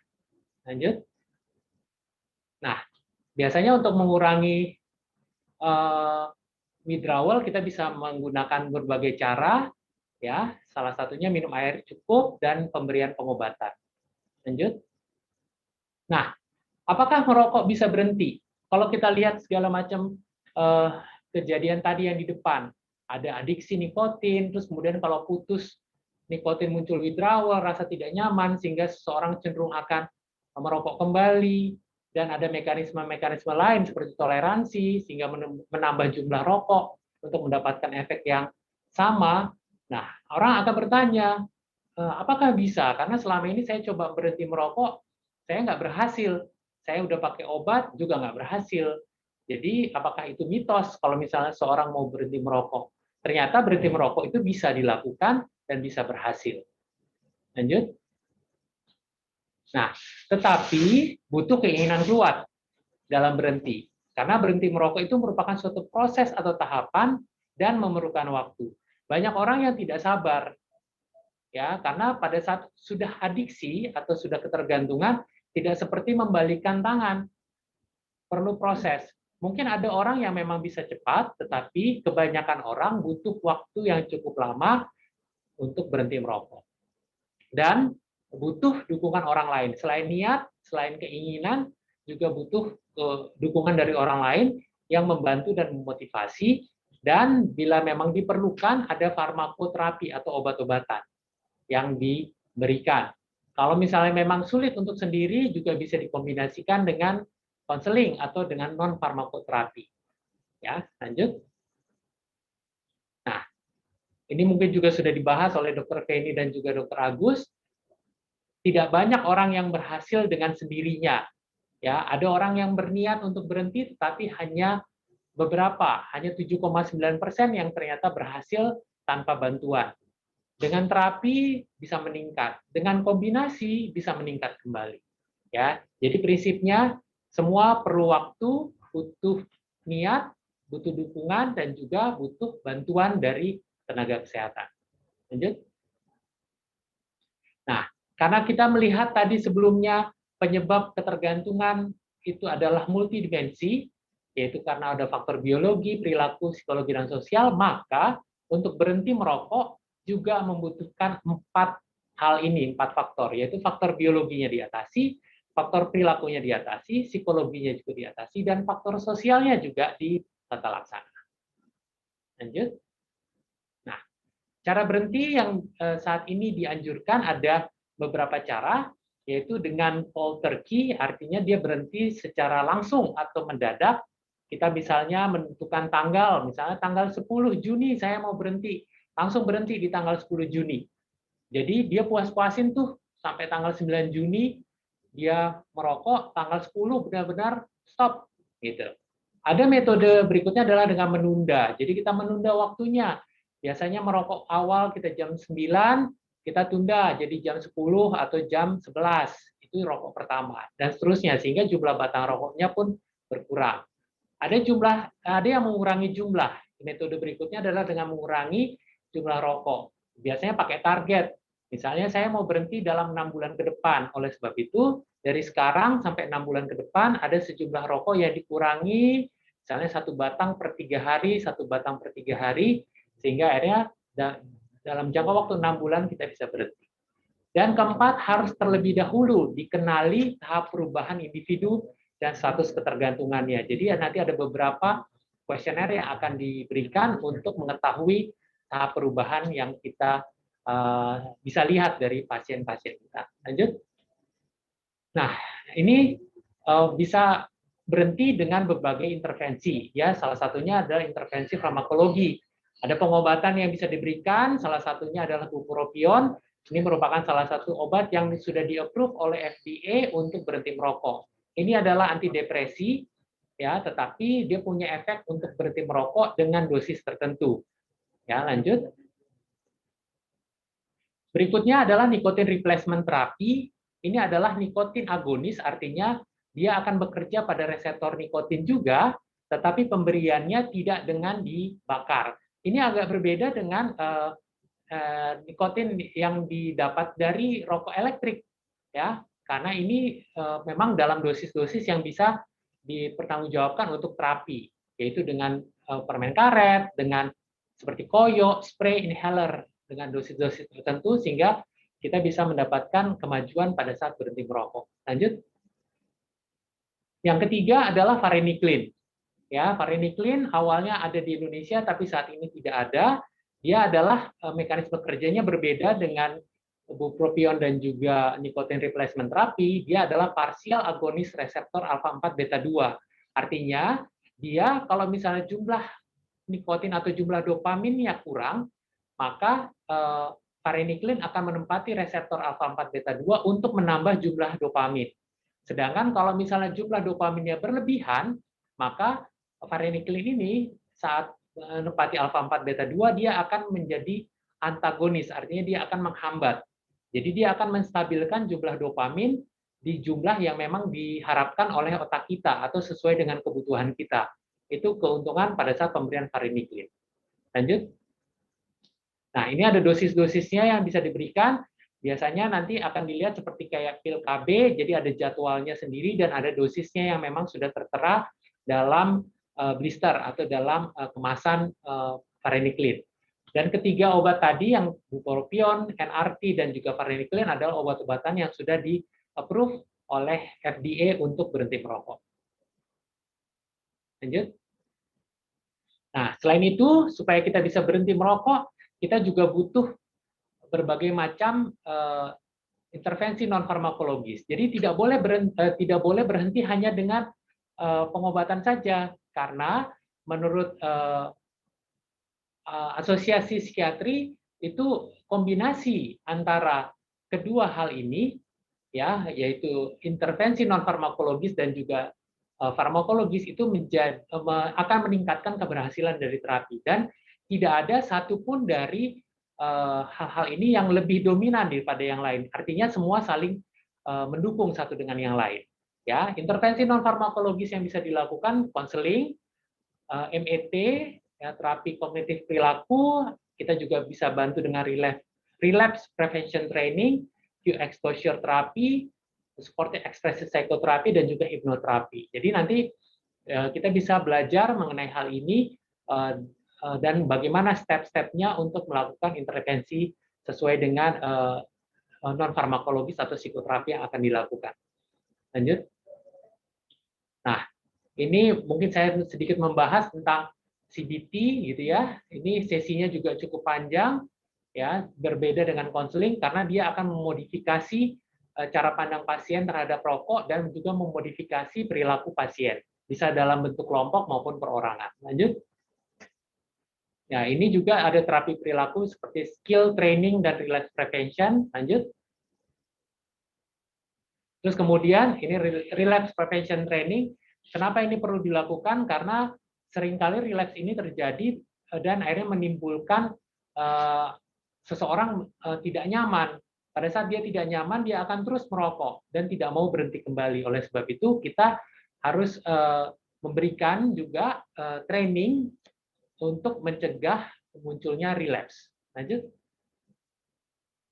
Nah, terapi kelompok juga penting karena dengan terapi kelompok, seseorang yang mau berhenti merokok akan mendapatkan tips dan trik dari teman-temannya yang sudah berhenti atau misalnya teman-temannya yang sama-sama merokok dan sedang mencoba untuk berhenti. Jadi mereka bisa saling berbagi bagaimana cara yang mungkin tepat untuk membantu mereka untuk segera berhenti atau dengan cara-cara yang bisa diterima oleh kebutuhan masing-masing orang. Ya, dengan sesi yang akan berbeda-beda, biasanya kalau terapi kelompok bisa sampai 1 sampai 1,5 jam. Dan topiknya akan disesuaikan dengan kebutuhan masing-masing. Lanjut. Nah, dan juga penting adalah dengan terapi keluarga, karena kita lihat bahwa secara sosial itu juga perlu dilakukan. Ya, terapi keluarga itu menjadi penting karena dengan keluarga yang mendukung, maka keluarga akan membantu untuk proses perkembangan perubahan perilaku. Selain itu juga bisa mengenali perilaku merokoknya dan memotivasi pasien atau keluarganya yang merokok, dan biasanya keluarga pun bisa mengawasi dan mengamati perubahan-perubahan yang terjadi dan juga relapse yang mungkin bisa terjadi pada pasien. Lanjut. Nah, dari itu semua maka kita lihat bahwa adiksi nikotin merupakan hal yang multidimensi, melibatkan faktor biologi, psikologi, perilaku, dan sosial. Adiksi nikotin juga disebabkan karena nikotin yang terdapat pada rokok yang masuk dan menempel pada reseptor alfa 4 beta 2 yang kemudian melepaskan dopamin pada reward system di otak kita. Dan adiksi nikotin ini dapat diatasi dan seseorang yang tergantung dapat dibantu, ya, dan bisa berhenti baik dengan psikofarmaka maupun non psikofarmaka dan merupakan kombinasi dari keduanya. Lanjut. Terima kasih. Terima kasih. Terima kasih Dr. Ginting. Untuk selanjutnya kita akan bacakan tentang pertanyaan-pertanyaan ya. Mohon pada dua narasumber lain untuk bergabung.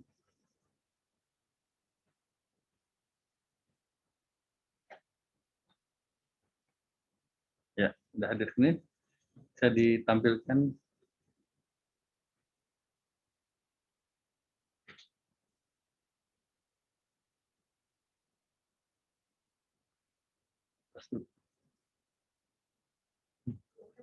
Ya. Oke. Dari Adi Dharma, apakah bahan berbahaya dan bahayanya penyebab kanker juga pada orang yang merokok elektrik atau vape? Ini pada Dr. Agus mungkin ya. Ya, terima kasih Dr. Elang. Jadi tadi saya sampaikan bahwa di dalam kandungan rokok elektronik itu memang tidak mengandung tar ya, tetapi dia mengandung bahan-bahan karsinogen atau penyebab kanker yang lain yang tidak berasal dari tar ya.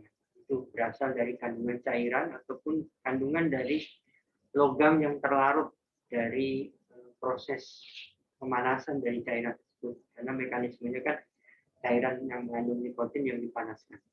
Ternyata kandungan-kandungan dari logam itu juga bersifat karsinogenik, kemudian juga dari cairan-cairan pelarutnya itu ada yang ditemukan sifatnya karsinogenik. Ditambah juga partikel dari uap yang bersifat PM2,5 yang ditemukan pada uap rokok elektronik juga bersifat karsinogenik. Jadi artinya resiko kanker paru juga ditemukan pada, atau kanker-kanker yang lain, ya itu juga ditemukan pada pengguna rokok elektronik. Jadi tetap bisa berisiko menyebabkan terjadinya kanker. Oke. Ini masih bisa menyebabkan kanker juga, walaupun dengan menggunakan vape yang dikatakan lebih aman itu. Ya. Terus yang kedua nih, orang yang tidak merokok lagi bagi perokok aktif, apakah bisa menurunkan imun perokok karena dengan merokok dia merasa aktif dan nyaman? Ya, terima kasih. Bisa lagi ya, Dr. Elang. Iya, ya. Jadi Kalau konsep tentang nyaman nanti bahwa bisa tambahkan ya, kenapa pada perokok itu bisa merasa nyaman. Tetapi kalau kita bicara soal imun, ya, sistem imunitas pada seorang perokok, termasuk juga pengguna rokok elektronik atau rokok-rokok bentuk yang lain, pada prinsipnya pada pengguna produk tembakau ini itu terjadi proses penurunan imunitas. Jadi kalau dia menggunakan secara rutin, maka akan terjadi gangguan sistem imun itu, yaitu satu imunitas lokal, yaitu terjadinya gangguan bersihan saluran nafas. Jadi kalau kita normal itu tiap hari silia-silia yang ada di saluran nafas itu berfungsi membersihkan dari kotoran-kotoran yang kita hirup. Tapi pada pengguna rokok itu mekanisme bersihan saluran nafas itu terganggu, terjadi kaku sehingga proses bersihan saluran nafas terhadap udara yang kita hirup dari komponen bakteri, mikroorganisme itu menjadi menurun, bahkan bisa menurun lebih dari 50%. Artinya terjadi risiko infeksi menjadi lebih tinggi. Imunitas lokalnya terganggu. Nah, di sisi lain, beberapa riset yang ada menunjukkan bahwa baik rokok konvensional maupun rokok bentuk lain itu juga menyebabkan terjadinya pada sistem imun seluler. Beberapa riset terjadinya adalah mekanisme migrasi daripada sel imunitas leukosit pada saat terjadi infeksi itu terjadi penurunan. Riset-riset itu sudah dibuktikan pada berbagai studi di laboratorium yang menunjukkan bahwa orang yang merokok aktif waktu menggunakan kandungan nikotin yang cukup tinggi, ternyata migrasi dari sistem imunitas yaitu leukositnya terganggu di sel-sel makrofag yang ada di saluran nafas dan paru. Tentunya ini berdampak pada risiko terjadi infeksi yang lebih tinggi. Jadi sistem imun justru terganggu pada saat dia merokok aktif. Kita berhenti merokok, terjadi proses recovery, imunitasnya akan kembali normal. Gitu. Oke. Jadi intinya kalau pada perokok justru imunnya malah turun. Kalau nyamannya gimana, Dok? Nyamannya tadi yang sudah ditayangkan bahwa dengan adanya nikotin yang masuk ke dalam tubuh kita, kan dia akan menempati reseptor yang akhirnya membuat nyaman tubuh kita. Nah, tetapi problemnya adalah nyamannya itu kan sifatnya adalah semu. Ya, nyaman memang membuat rasa pleasure-nya tetap muncul, tapi risiko-risikonya yang perlu dipertimbangkan, diperhatikan. Seperti yang tadi Dr. Agus katakan bahwa memang rasa nyaman itu bisa muncul, tetapi risikonya yang menjadi masalah di kemudian hari itu yang mungkin perlu jadi pertimbangan. Ya, pada saat seseorang menjadi stres gara-gara berhenti merokok, itu bisa digantikan kok rasa stresnya itu dengan aktivitas-aktivitas, dengan psikoterapi atau dengan pengobatan yang bisa diberikan untuk mengembalikan rasa nyaman itu. Jadi jangan berdalih dari rasa nyaman untuk mendapatkan merokok untuk mendapatkan rasa nyaman, tetapi pikirkan bahwa rasa nyaman itu sebenarnya bisa diproduksi oleh tubuh kita sendiri dengan cara-cara yang lebih produktif dan lebih positif. Itu Dr. Ella. Oke. Dr. Penny tambahkan? Tadi juga Dr. Agus sudah terangkan panjang lebar ya. Intinya kan saluran napas kita itu tidak diciptakan untuk dimasukkan oleh bahan berbahaya, walaupun itu terdapat kenyamanan semu ya. Kan alih-alih nyaman biar imun kuat, tapi bahaya yang dihadapi dengan merokok apapun jenisnya itu jauh lebih besar. Dan tadi Dr. Bowo juga terang memang akan ada masa-masa yang tidak menyenangkan pada saat berhenti merokok. Tapi kalau dikelola dengan baik, ada caranya. Semua itu bisa. Artinya masa-masa tidak menyenangkan ataupun katakanlah sakau nikotin, putus nikotin, withdrawalnya itu bisa ditata laksana dengan baik sehingga ya kalau mau sehat ya berhenti merokok, bukan mengalihkan ke dalam bentuk apapun. Sini ada pertanyaan, apakah dengan cara berhenti merokok awalnya dengan mengunyah permen bisa dilakukan? Ya. Terima kasih Dr. Erlang. Jadi sebenarnya bisa saja, tapi kita lihat ketergantungan itu sebenarnya ketergantungan mana. Kita ada kuesioner yang bisa melihat bahwa ketergantungannya lebih ke arah biologi kah, ke arah psikologi, atau ke arah perilaku, maupun ketergantungan secara sosial. Jadi, misalnya dengan kita mengunyah permen karet, atau mengunyah makan permen, atau makan buah-buahan, itu bisa menggantikan kenyamanan di area oral kita, area mulut kita, sehingga orang bisa terbantu untuk berhenti merokok. Tetapi harus ingat, ada faktor lain yang menyebabkan seseorang ketergantungan. Salah satunya adalah tadi, nikotin tadi. Oleh sebab itu, terapinya tidak hanya dengan makan permen karet, tetapi juga harus dikombinasikan dengan tata laksana yang lain seperti psikoterapi kalau memang diperlukan dengan pengobatan. Demikian Dr. Erlang. Itu ada dari CNN ini bilang permen untuk berhenti merokok. Apakah cara ini bisa membantu seorang berhenti merokok dengan mengunyah permen? Ya, bisa saja, tetapi kembali lagi kita harus lihat faktor penyebab dia ketergantungan apa. Ya, kalau permen saja dia hanya mengatasi satu faktor saja, yaitu faktor perilaku, faktor kebiasaan. Jadi seorang merokok itu kan bisa karena dia kebiasaan megang rokok, terus kemudian dia menghisap, menyalakan asapnya, terus kemudian dia merokok. Nah, itu salah satu faktor yang menyebabkan ketergantungan. Makanya bisa digantikan dengan misalnya kita ngambil permen, makan permen, mengunyah, sehingga mulut kita jadi sibuk, sehingga tidak terbayang untuk menghisap rokok lagi.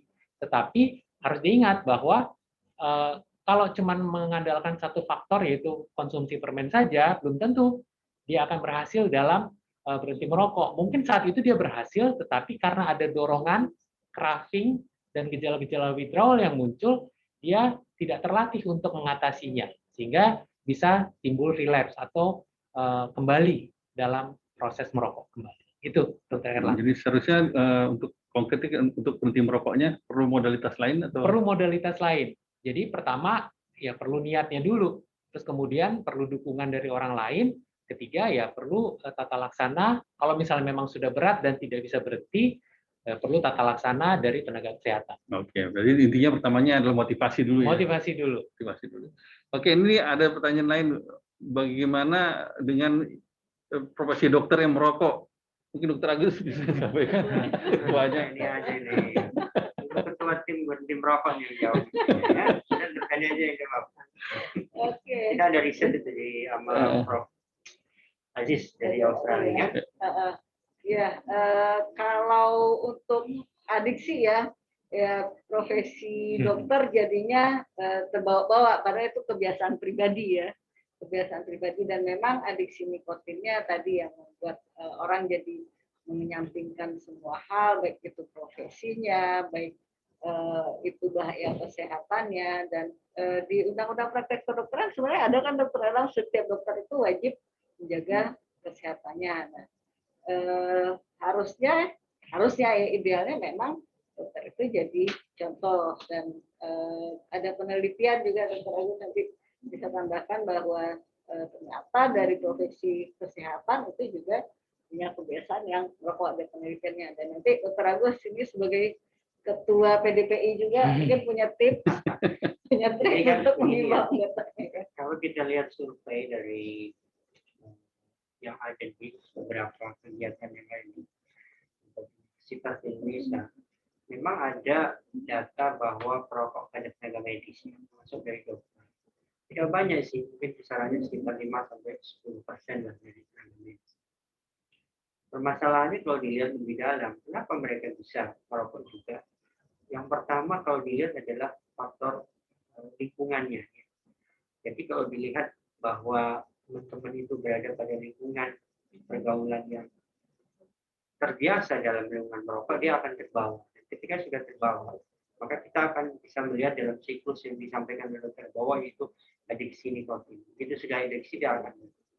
Yang kedua mungkin lingkungan rumah. Kalau di rumah ada kebiasaan merokok, walaupun dia seorang tenaga medis, dari kecil dia akan bisa melihat contohnya, kemudian akhirnya mengikuti pola yang dilakukan orang tuanya. Oleh karena itu, salah satu hal yang terpenting di dalam manajemen berhenti merokok juga adalah faktor lingkungan. Lingkungan juga harus memanage, bagaimana supporting dari keluarga.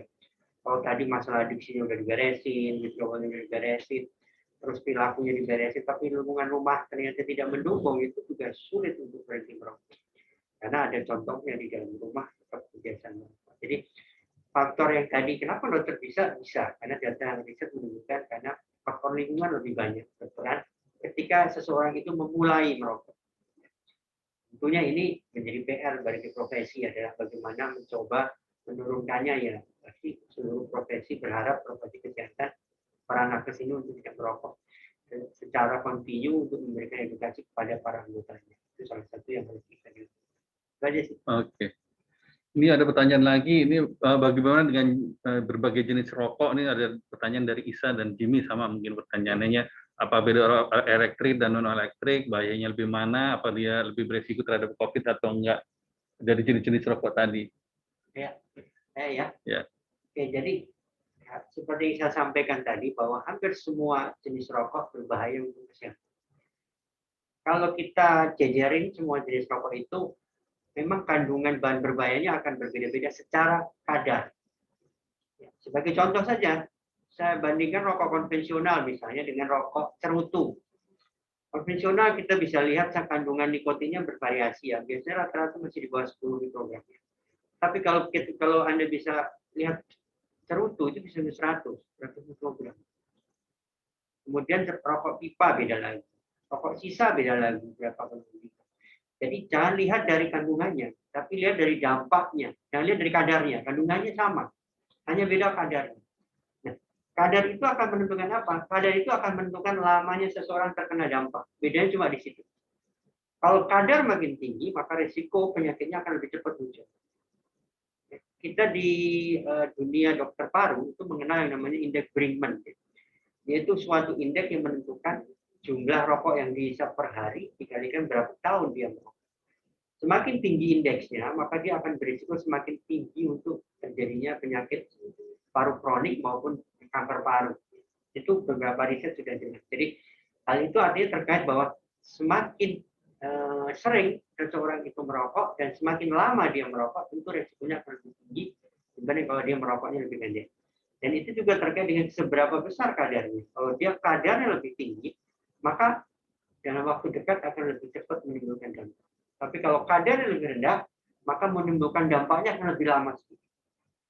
Secara logikanya seperti itu, dan artinya hampir semua jenis rokok konvensional maupun bentuk-bentuk yang baru, resiko penyakitnya sama. Yang berbeda adalah jangka waktu timbulnya penyakit. Oke, berarti intinya adalah bahwa semuanya kandungan toksinnya tetap sama, untuk penyakitnya tergantung dari lamanya munculnya penyakit, tergantung dari kadar-kadarnya tadi ya. Jadi semua tetap berisiko yang sama, hanya waktunya aja beda. Tidak ada dosis aman. Nah, tidak ada dosis aman. Ini Dokter Tribawa, berapa kandungan nikotin yang bisa menyebabkan adiksi dan bagaimana menentukan adiksinya yang lebih baik ya? Apakah mengurangi sedikit-sedikit sampai langsung berhenti? Ya, jawabannya adalah tidak ada kandungan nikotin yang secara pasti yang menyebabkan seseorang ketergantungan atau adiksi. Ya, karena masing-masing reseptor orang per orang, individu akan berbeda-beda responnya atau sensitivitasnya. Oleh sebab itu, intinya adalah kembali lagi seperti tadi, bukan masalah kadarnya, bukan masalah kandungannya, tetapi lihat bahayanya seperti apa. Gitu. Terus menghentikan sama sekali atau mengurangi sedikit demi sedikit, ya sebenarnya semua adalah pilihan sih. Ya, ada orang yang cocok dengan cold turkey atau langsung berhenti, ada juga yang tidak sanggup dengan itu. Ya memang secara ada literatur yang mengatakan cold turkey jauh lebih efektif dibandingkan dengan mengurangi atau dengan metode menunda. Tetapi ternyata pada saat kita ketemu pasien ya, Dr. Agus, Dr. Penny, ternyata tiap-tiap orang berbeda-beda loh. Ada yang dengan mengurangi ternyata lebih bagus, ada juga yang dengan menunda itu lebih cepat dia berhentinya. Jadi akan kembali mulai dari niatnya dulu. Kalau memang niatnya bagus, dengan proses apapun sebenarnya bisa dilakukan. Demikian Dr. Ella. Ya, ini ada lagi yang kalau langsung berhenti itu berbahaya bagi kesehatan atau enggak itu? Ada bikin penyakit apa enggak? Sebenarnya sih enggak ya, karena mungkin yang dirasakan adalah gejala withdrawal-nya. Gejala withdrawal-nya akan menjadi sangat besar, sangat hebat gitu ya. Apalagi kalau dia jumlahnya merokoknya besar, misalnya sampai 3 bungkus ya per hari, terus kemudian dia tiba-tiba withdrawal, tiba-tiba berhenti secara mendadak dan akhirnya muncul gejala withdrawal yang lebih berat. Mungkin itu yang dirasakan. Tetapi untuk penyakitnya sendiri, saya rasa enggak. Mungkin Dr. Agus dan Dr. Penny yang bisa menjawab. Ya, karena kalau di literatur dikatakan merokok itu adalah pengalaman yang menyengsarakan secara psikologis. Nah, mungkin secara psikologisnya ini yang menjadi merasa sakitnya berlipat-lipat, dan kalau pengalaman kita itu sekitar 1 bulan ya dok, dengan dipahami, dengan pendampingan, itu biasa bisa terlewati. Dan yakinlah kalau berhenti merokok pada titik manapun itu ada manfaatnya. Bahkan dari setengah jam berhenti, 1 jam berhenti, itu di tubuh sudah mulai ada mekanisme perbaikan, apalagi berhentinya bertahun-tahun, risiko penyakit kanker, penyakit jantung itu juga akan berkurang. Tapi jangan percaya mitos. Ini sudah ada ahlinya di sini. Memang berhenti merokok bisa saja menyengsarakan, tapi bukan berarti tidak bisa, dan manfaat kesehatannya pasti jauh lebih dirasakan daripada meneruskan kebiasaan merokok. Oke. Jadi itu intinya tadi mungkin karena withdrawal-nya yang jadi menimbulkan bahwa dia seperti sakitnya tambah parah. Oke, lanjut. Ada lagi? Nih.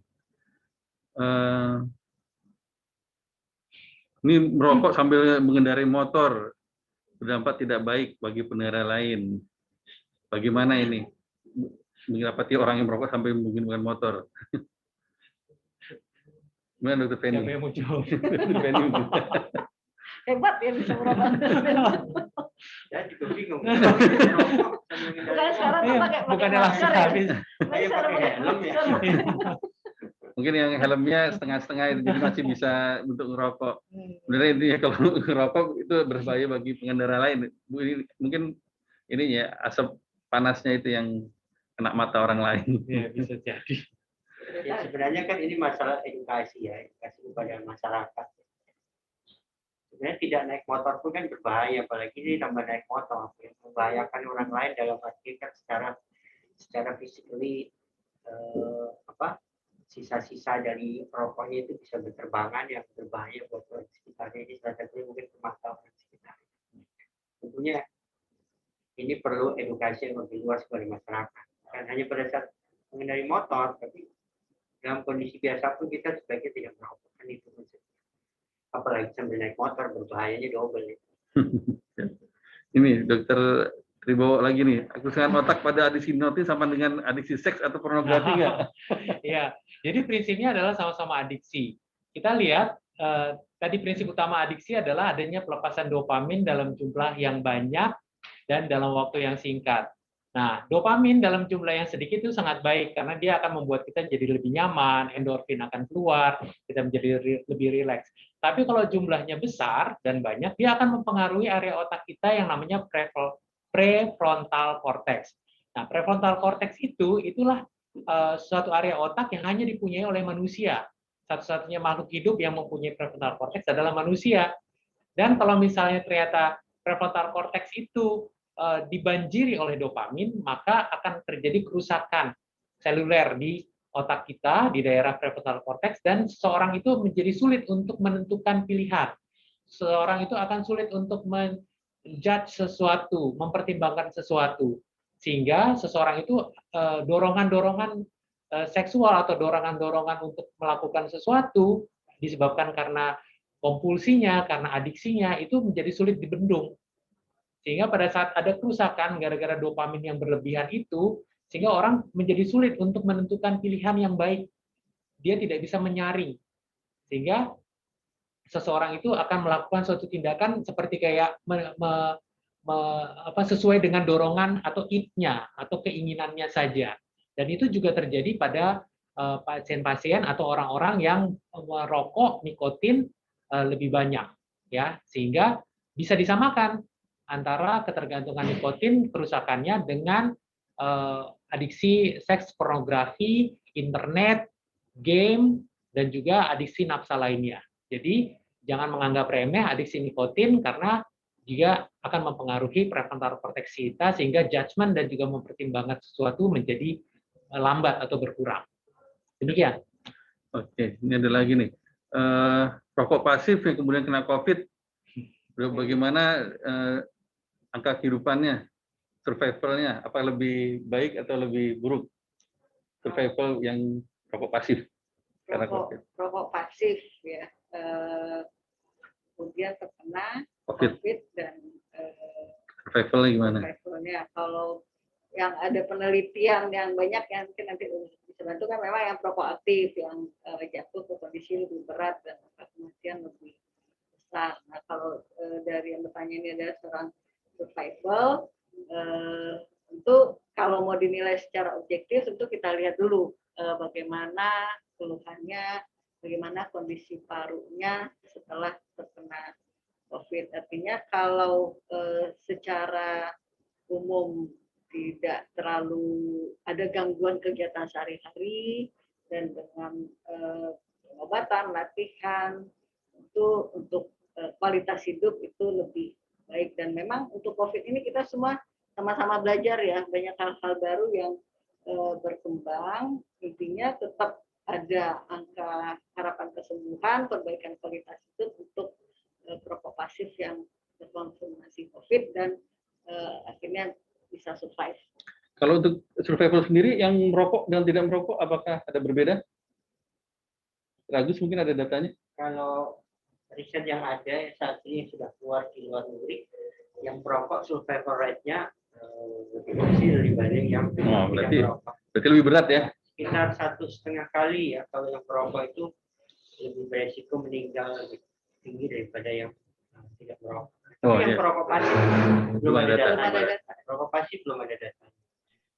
Hanya saja kalau kita bicara soal teori ya, secara teori pada pasien-pasien yang perokok pasif kan sudah mengalami juga gangguan pada sistem imunitas, tetapi mungkin tidak seberapa aktif. Hanya datanya kita belum bisa lihat, dan kalau dia sudah mengalami gangguan imunitas, tentunya proses infeksi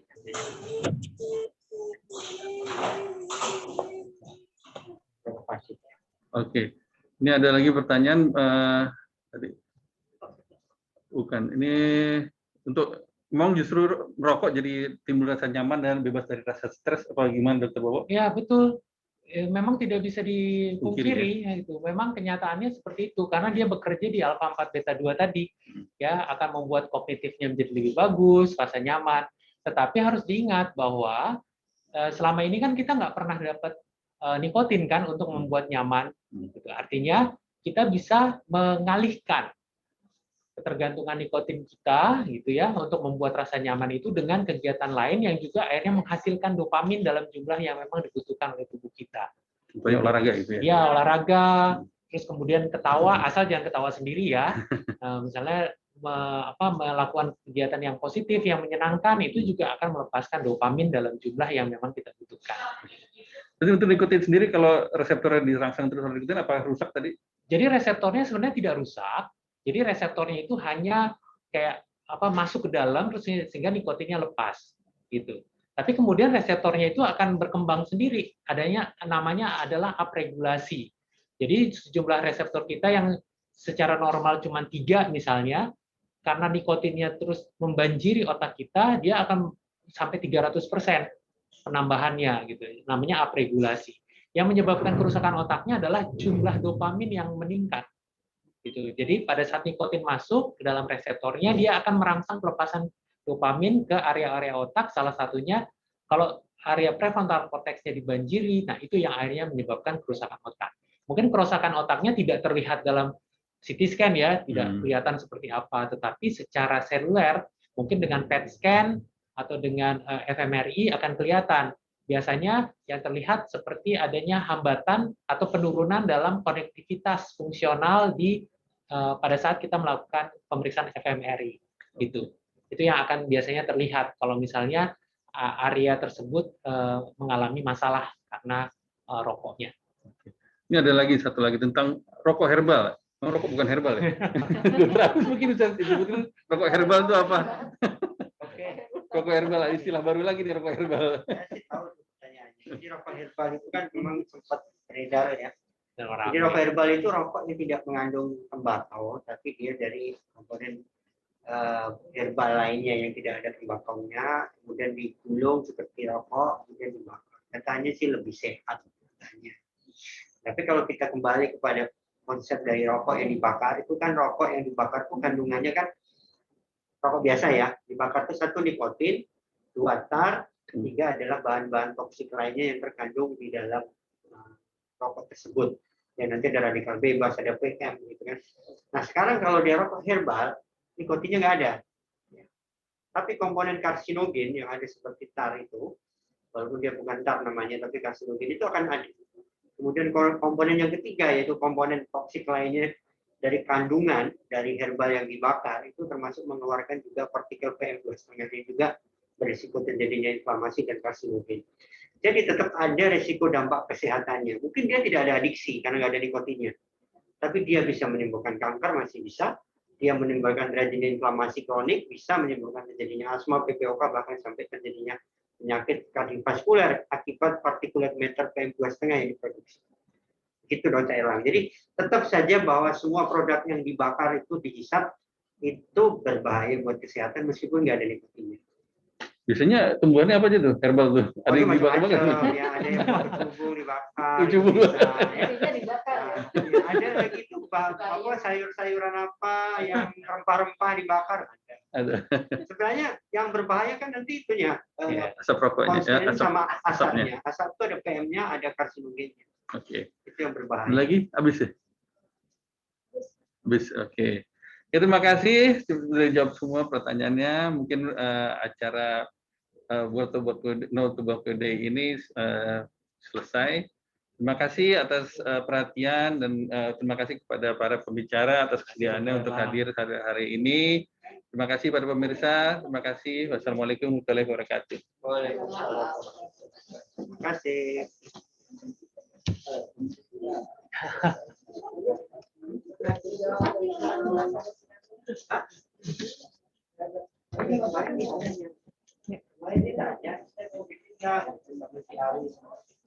Ya, terima kasih guru-guru kita atas ilmunya siang hari ini, kepada Dr. Feni, Dr. Agus, dan Dr. Tribowo, dan juga Dr. Erlang. Semoga pertemuan kita hari ini bermanfaat dan masyarakat sadar tentang bahaya rokok. Sesuai dengan tema hari ini, yuk berhenti merokok apapun jenisnya. Jika Bapak Ibu ada keluhan, bisa datang langsung ke klinik berhenti merokok atau bisa kunjungi di media sosial RSUP Persahabatan. Demikian pertemuan hari ini, saya Rani pamit undur diri. Wabillahi taufik wal hidayah. Wassalamualaikum warahmatullahi wabarakatuh. Salam sehat.